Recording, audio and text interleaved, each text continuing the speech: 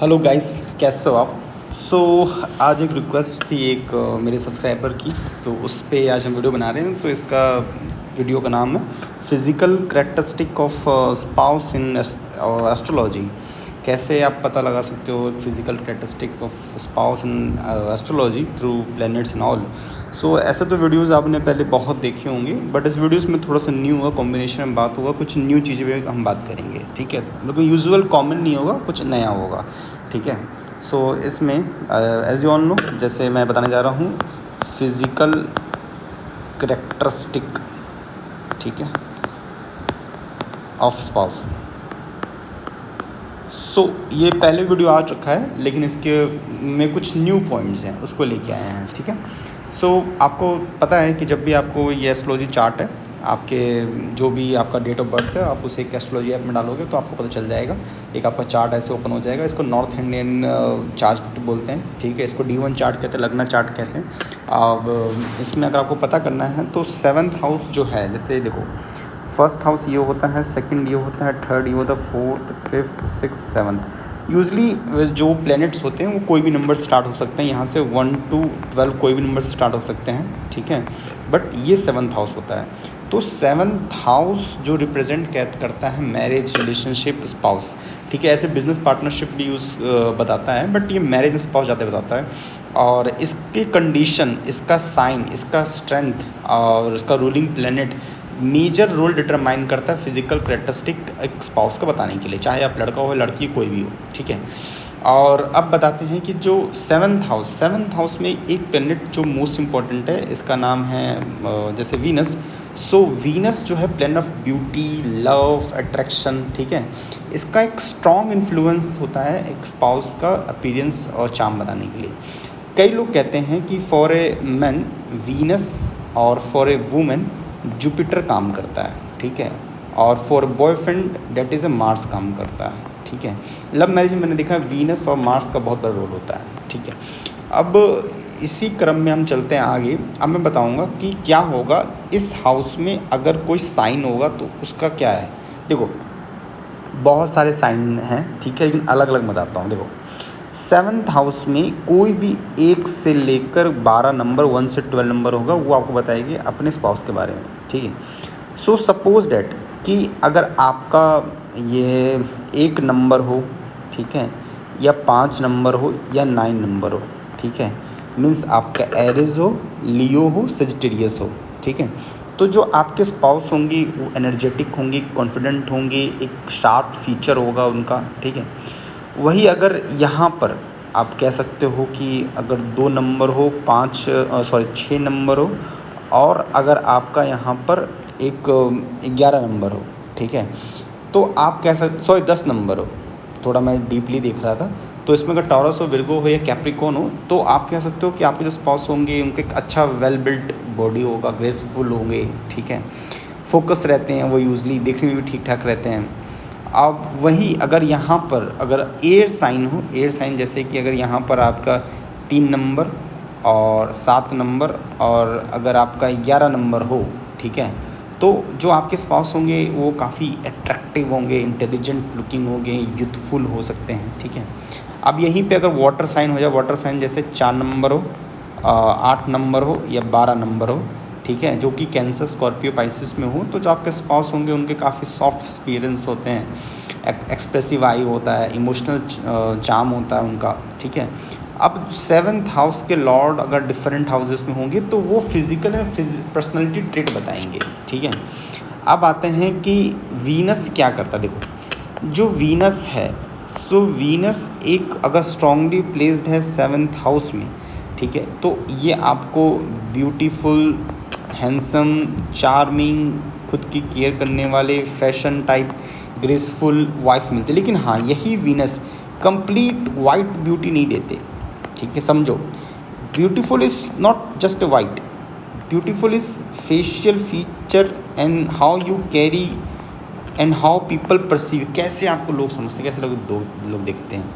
कई बार मैंने देखा है कि वीनस की ब्यूटी में ऐसा होता है कि बाकी सब सुंदर होता है, लेकिन आँखों के नीचे एक कालापन दिख जाता है या सांवलापन दिख जाता है, या यूजली उनके चेहरे पे कंप्लीट एक रंग का नहीं होता, कहीं ना कहीं एक अलग रंग भी रहता है उसका, या तो गाल का या कुछ साइड में या ईयर लोब के सामने, ठीक है। ये थोड़ा सा नया है, क्योंकि मैंने ये क्लाइंट में भी देखा, उनके 7th हाउस में वीनस था तो उनके हस्बैंड के इस हिसाब से था, एक नहीं 2-3 में दिखा है। अब आते हैं कि अगर मून हो, तो देखो मून होते हैं तो फेयर कम्प्लेक्शन है, मून भाई ऐसा कहते हैं, मून है तो गोरा है। लेकिन हाँ, मैंने देखा जिसका मून भी होता है ना, तो उसका भी कंप्लीट नहीं होता, या तो उसके फेस पे कुछ ना कुछ इशू चलते रहता है, या कंप्लीट उनको मेकओवर करना पड़ता है, डर्मेटोलॉजिस्ट में जाना पड़ता है, ध्यान रखना पड़ता है, ठीक है। ऐसे कंप्लीट नहीं रहता, लेकिन हाँ चेहरा उनका सही रहता है, एक फेस गोल अट्रैक्टिव सॉफ्ट नेचर रहता है उनका। अब वही मार्स हो जाएंगे तो एक शार्प फीचर, जैसे कहते हैं जो लाइन, ठीक है, नाक आँख सुंदर, ठीक है, नाक आँख जो फीचर्स पे बात होती है, बोल्ड लुक्स, एनर्जेटिक पर्सनैलिटी बात होती है। अब वही है कि अगर जुपिटर एस्पेक्ट हो जाए, ठीक है, सपोज डैट कि जुपिटर उनके सामने 1st हाउस में बैठ जाए, ठीक है, या जुपिटर एस्पेक्ट हो जाए, तो उसमें जो 7th हाउस में है, तो या जुपिटर ही बैठ जाए 7th हाउस में, तो यूजली ऐसा देखा गया है कि उस समय के साथ, मान लो कि अगर शादी के टाइम में पतली भी हैं, नॉर्मल बॉडी, लेकिन समय के साथ क्या होगा कि उनकी बॉडी फैलती जाएगी, तो हेल्दी भी हो सकते हैं, चेयरफुल हो सकते हैं, प्लीजेंट लुकिंग होते हैं, देखने में एक अच्छे खासे होते हैं। अब आते हैं सैटर्न आता है तो सबको पता है स्लिम बॉडी है, काम काफ़ी करते हैं वो लोग, डार्क कम्प्लेक्शन हो सकता है, सीरियस हो सकते हैं, मैच्योर हो सकते हैं, ठीक है। तो यूजली प्लैनेट जो 7th में होते हैं, 7th के लॉर्ड होते हैं और नवमांशा लॉर्ड होते हैं, ठीक है, ये वीनस के, ठीक है, और 7th के भी जो वो जो नक्षत्र होते हैं। सो ये सारे डिटरमाइन करते हैं कंप्लीट कि आपके ब्यूटी ऑफ स्पाउस क्या रहता है, ठीक है। और बताता हूँ, और अगर एक्स्ट्रा में जाते हैं कुछ न्यू पॉइंट्स, तो देखो अगर वीनस और जुपिटर, वीनस या जुपिटर 7th हाउस को कंजक्ट करते हैं, 7th हाउस में होते हैं, 7th के लॉर्ड होते हैं, 7th हाउस में कहीं ना कहीं बैठते हैं, तो ये देते हैं, ठीक है। सेकंड है कि अगर एक्सल्टेड वीनस हो या एक्सल्टेड मार्स हो 7th में, तो देते हैं। फिर थर्ड होता है कि अगर मून हो, बेनिफिक हो, तो देते हैं। फिर फोर्थ होता है अगर जुपिटर 7th में हो या जुपिटर 7th का लॉर्ड एस्पेक्ट कर रहे हो, तो वाइफ या जो स्पाउस होते हैं वो डेवोटेड होते हैं, लॉयल होते हैं एक हद तक। फिर अगर मून, जुपिटर, वीनस, सन अगर 7th में होते हैं, तो यूजली कंप्लेक्शन उनका साफ़ होता है, वाइट होता है, गेहुआ होता है, सही से रहता है उनका, ठीक है। अगर एक बेनिफिट आप कह सकते हो, बेनिफिट क्या है 7th हाउस में इनका, कि आपको अपने स्पाउस पसंद आते रहती है टाइम टू टाइम, ठीक है।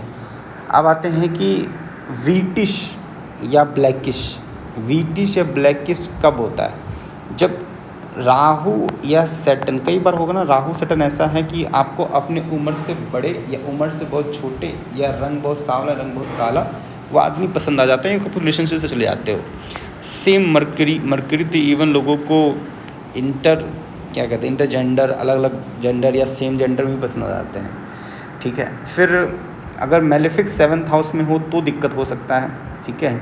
जुपिटर अगर ख़राब हो तो दिक्कत हो सकता है, ठीक है। तो ये प्रॉब्लम है, ठीक है। सो एक ना गोपाल रत्नाकर हुए हैं, ठीक है, गोपाला रत्नाकर, तो इन्होंने क्या बोला है, इन्होंने बोला है कि अगर 7th हाउस में मून हो तो ब्यूटीफुल मिलना ही मिलना है, ठीक है, आप जीवन भर खुश रहोगे। जुपिटर हो तो भी अपने आप को कैरी करते हैं। सैटर्न होते हैं तो इतने अच्छे नहीं दिखते, इंसान अच्छे हो सकते हैं बट दिखने में ओवर एज, कम एज। कई लोग कहते हैं कि सैटर्न हो तो कम एज के नहीं होते हैं, बट मैंने देखा है कि वो ना एज का दायरा बहुत हो जाता है, ठीक है।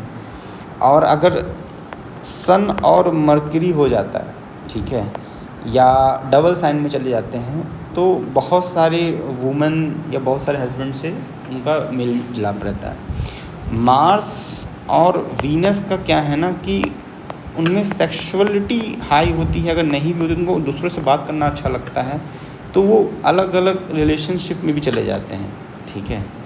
सो ये है कि अगर देखा जाए तो वीनस और मून ठीक है। अगर ये सही से बैठा हो, 7th हाउस से कहीं भी चिपका हो, तो आप कह सकते हो कि हाँ, आपको अच्छा एक स्पाउस मिल सकता है, उसमें कोई दो राय नहीं है, ठीक है।